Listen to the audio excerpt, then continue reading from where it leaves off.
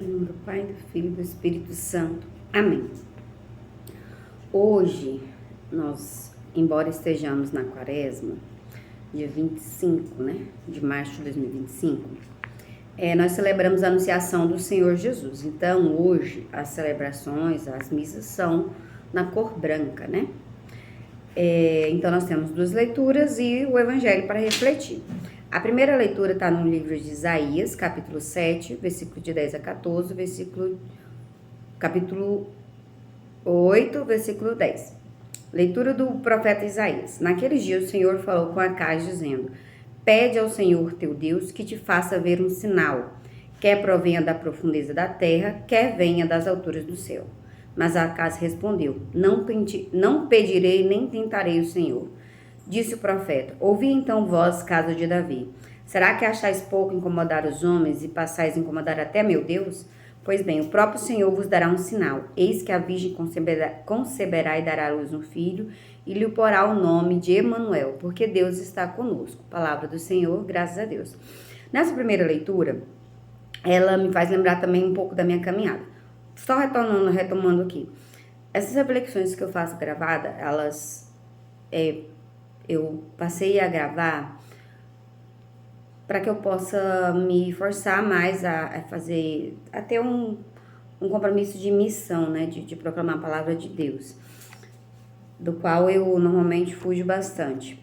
Porém, eu continuei a gravar por causa que eu vi que as minhas reflexões, embora feitas por mim, que sou uma leiga católica, ela faz bem a algumas outras pessoas. É muito bom saber que alguém recebeu a palavra de Deus, que Deus deu a resposta e vem falar comigo que viu e que foi, assim, um carinho de Deus com a pessoa. Então, me faz muito feliz quando eu vejo que meus vídeos servem não só para que eu possa me converter e me tornar uma pessoa melhor, mas que também faz isso com meu irmão, Embora eu, Michele, tenha um zelo, um cuidado de sempre estar fazendo reflexão, buscando estar fiel às nossas tradições, aos magistérios, eu gosto sempre de colocar, eu sou uma leiga, Então, pode ser que algum dia, espero que não aconteça,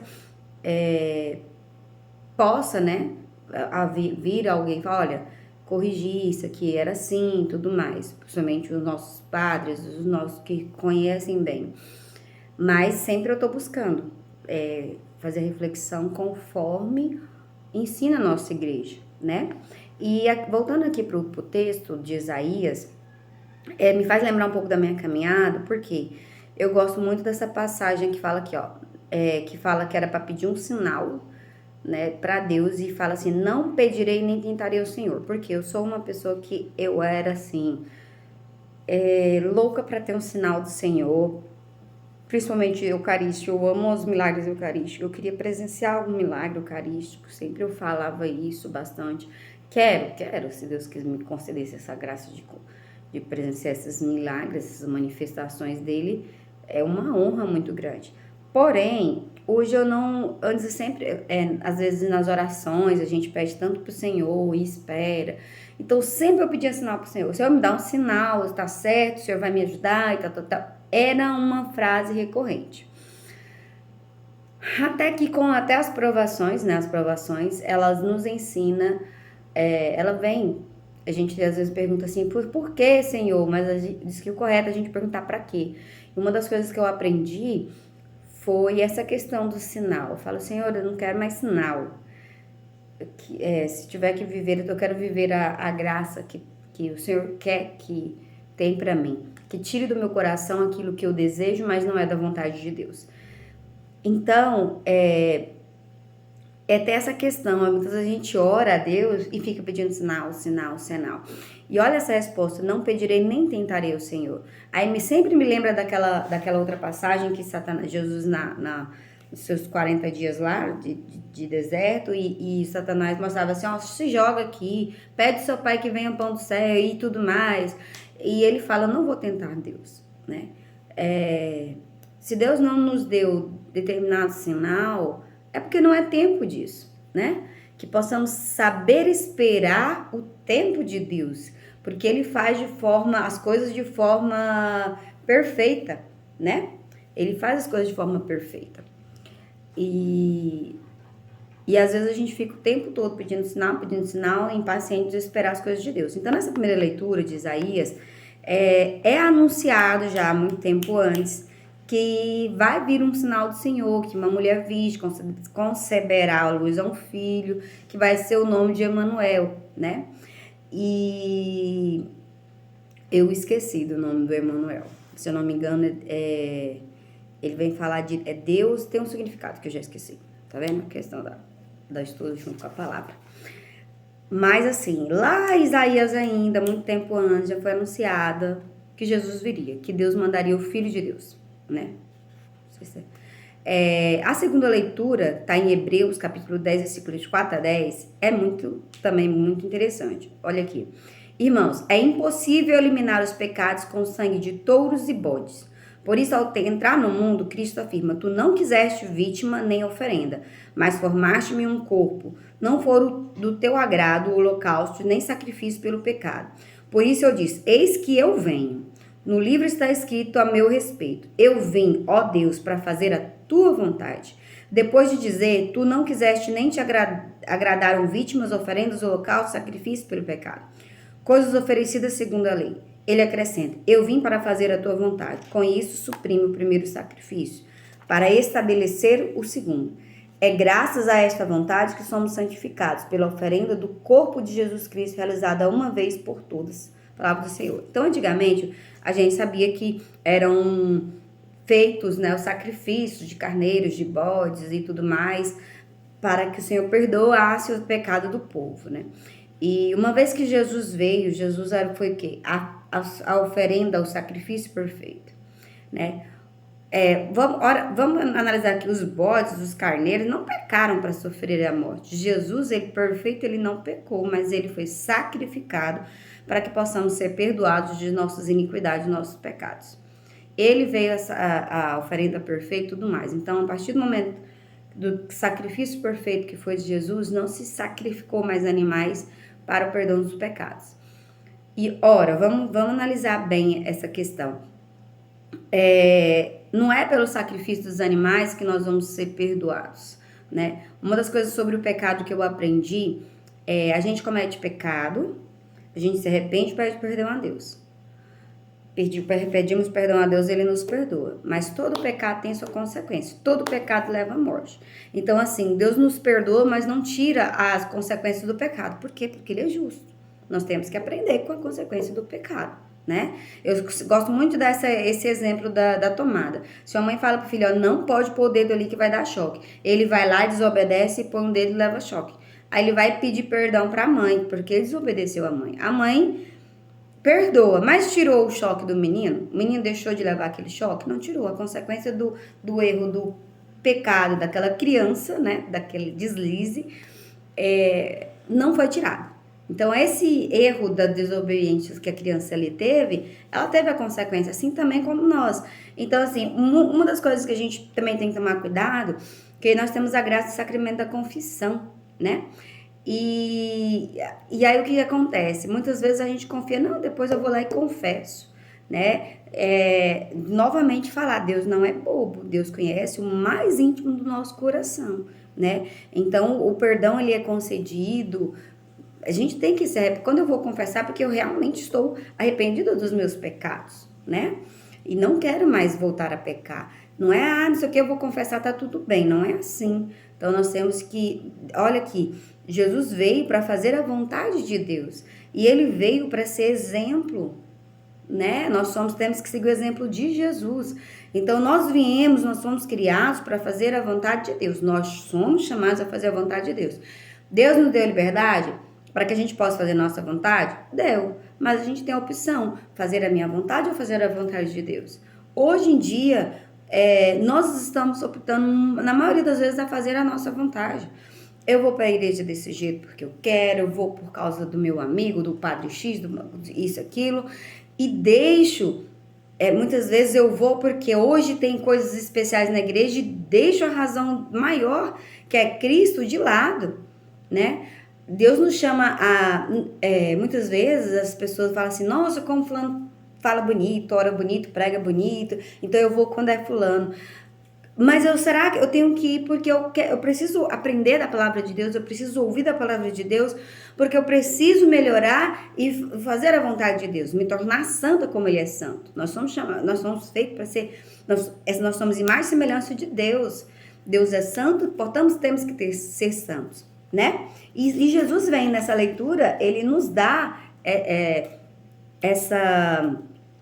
esse exemplo, que Ele vem fazer a vontade de Deus, e nós somos chamados a vir a fazer a vontade de Deus. Todo dia ao levantar, a gente tem que pensar, pô, e hoje eu quero isso, isso e isso, mas é a vontade de Deus, Senhor, eu coloquei em Tua presença, que eu possa viver conforme a Tua vontade, que eu possa falar de acordo com o Senhor quer, seja instrumento, né, um instrumento que eu posso manipular da forma que eu quero. Então, assim, que Deus possa fazer de mim instrumento e que eu possa fazer... cumprir minha missão na terra conforme Ele escreveu para mim, né? Lá no Evangelho, que está lá no Lucas, capítulo 1, versículo 26 a 38, diz o seguinte, é a questão de Nossa Senhora, que é lindo, né? Naquele tempo, o anjo Gabriel foi enviado por Deus a uma cidade da Galileia chamada Nazaré, a uma virgem comprometida em casamento a um homem chamado José. Ele era descendente de Davi e o nome da virgem era Maria. O anjo entrou onde ela estava e disse, alegra-te, cheia de graça, o Senhor está contigo. Maria ficou perturbada com essas palavras e começou a pensar qual seria o significado da saudação. O anjo então disse, não tenhas medo, Maria, porque encontraste graça diante de Deus.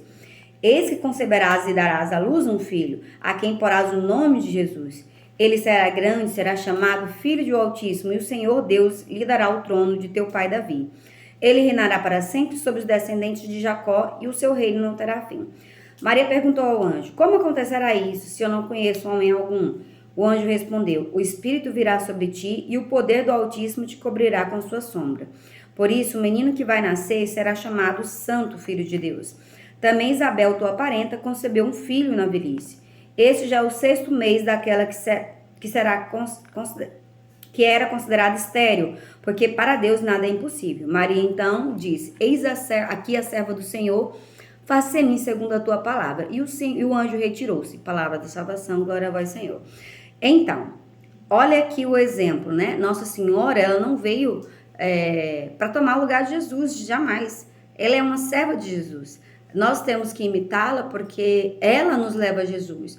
A todo momento, Maria, ela nos leva a Jesus por meio dela, que Deus veio ao mundo. Ele escolheu vir por meio de Nossa Senhora. Deus coloca que ela é cheia de graça, né? Que o Senhor, que Deus está com ela. Se Deus está com ela, meu Deus, se ela foi escolhida por Ele, quem sou eu para contestar aquilo? Quem sou eu para não honrar Nossa Senhora, né? Nós falamos Nossa Senhora Mãe de Deus, sim. A igreja ensina Mãe de Deus, sim, embora os irmãos de outras fé não concordam, porque nós acreditamos Deus é Pai, Filho e Espírito Santo, né? Se Deus é Filho, se Filho é Jesus e Maria é Mãe de Jesus, então Maria é Mãe de Deus, porque Jesus é Deus, né? Então, assim, Ele se fez homem, aí o povo fala assim, é impossível ser santo. Jesus se fez homem, Deus se fez homem, Ele viveu a humanidade, Ele sofreu as dores, Ele foi tentado como nós somos tentados, né? A diferença de Jesus para nós é que Jesus não se rendeu ao pecado, mas Ele foi tentado igual a gente, né? De fome, de frio, de dor, de tudo que a gente passa, Ele passou. Não houve diferença, porque Ele veio como homem. E como homem, Ele teve experiência que nós temos de homens, né? Então, assim, porque Ele é Deus. Ele é Deus. Mas Ele se fez homem para nos mostrar. É possível ser santo. É possível superar as tentações. É possível dizer não ao pecado. É possível, né? Agora imagine, Nossa Senhora, uma adolescente, né? Uma adolescente e de repente tinha sonhos, gente. Ela deve ter tido sonho. Imagina, a gente faz tantos planos para o futuro, né? Talvez ela tinha plano, eu vou casar com José, quero ter tantos filhos, quero viver isso, fazer isso, tal. Como todo ser humano, né? Todo ser humano, ele possui planos para a vida, né? O sentido da nossa vida, assim, muitas vezes a gente leva, o sentido é Deus, mas assim, eu levanto, falo, nossa, hoje eu tenho que trabalhar, eu quero ter o dinheiro, comprar isso, eu quero passear, eu quero conhecer isso. A gente tem planos nas nossas vidas, né? E ela, como todo ser humano, também tinha planos. E olha o que acontece. De repente vem um anjo e anuncia que ela concederá à luz a um filho. E, ora, peraí, ela não conhece homem nenhum, ela não é casada. Uma moça ficar grávida, isso corre o risco de morte, né? De ser morta apedrejada. Aí o anjo ainda fala assim, ó, não se assuste, né? Não tenha medo. E aí ele fala assim, que ela vai se conceber, ela pergunta, mas eu não conheço homem nenhum, e o anjo vai falar assim, que ela conceberá do Espírito Santo. O Espírito Santo veio sobre Nossa Senhora, e dali ela ficou grávida, né? A Nossa Senhora, nós consideramos ela o quê? A esposa do Espírito Santo. Amanhã, né, na quarta-feira, nós vamos rezar, a gente contempla os mistérios gloriosos, daí também é onde vem, né? Aonde o esposo está, a esposa está. Onde ela está, o Espírito Santo está. Vem o Espírito Santo sobre os apóstolos reunidos com Maria. Por que sobre os apóstolos e não sobre ela? Porque onde ela está, o Espírito Santo está, né? Então, quem precisava do Espírito Santo eram os apóstolos. Nossa Senhora é a esposa do Espírito Santo. Aonde um vai, o outro vai. Aonde não cabe o esposo, não cabe a esposa. Aonde não cabe Maria, não cabe o Espírito Santo. Porque ele está com ela, né? E ela só disse o quê? Eis aqui, faça-se em mim segundo a vossa palavra. Maria, nesse momento, ela falou assim, ó, aqui tá meus planos. Aqui meus planos, ó, é entregue a ti, Senhor. Lembra que lá na primeira reflexão, ou foi na segunda agora, que eu falei assim, Jesus veio nos dar exemplo, ele veio fazer a vontade de Deus. Nós temos uma escolha, Deus nos deu liberdade, eu posso fazer minha vontade, mas ele nos deu a missão de fazer a vontade dele. Ele nos ensina a caminhar e fazer aquilo que ele nos ensina. Maria estava na mesma coisa, ela tinha os sonhos dela. De repente vem um anjo e colocou a missão dela. Olha, você vai ser a mãe de Deus, você vai conceber, você vai colocar o nome dele de Jesus, né? E ela fez o quê? Pegou os planos dela e falou assim, ó, agora minha vida, ela é de Deus. Eu faço aquilo que Deus me ensina. Mesma coisa que Jesus falou, né? Que ele veio fazer a vontade do Pai. E Nossa Senhora fez a mesma coisa. Fez a vontade do Pai e por meio dela, o Senhor Deus veio ao mundo, nos salvou, nos dando oportunidade, que hoje nós estamos aqui de passagem, nos dando oportunidade para nos tornarmos pessoas melhores e santos. Então, o resumo da nossa reflexão é o quê? Conversão, melhorar para que a gente possa tornar santo, para que a gente possa ter força de falar assim, olha, meus planos, Senhor, é uma oração que eu falo, Senhor, tira do meu coração aquilo que não está no teu coração, que eu possa desejar aquilo que tu queres para mim, né? Porque é muito difícil a gente, às vezes, lutar contra as nossas vontades, eu queria tanto isso, mas Deus não quer, tira do meu coração isso, Senhor, para que eu possa ter paz e possa realmente fazer e seguir a tua vontade, amém? Então aqui chamamos de novo a fazer a vontade de Deus, a mudar nosso caminho, a largar a Michele velha, o homem velho e nos tornarmos novos no Senhor, amém?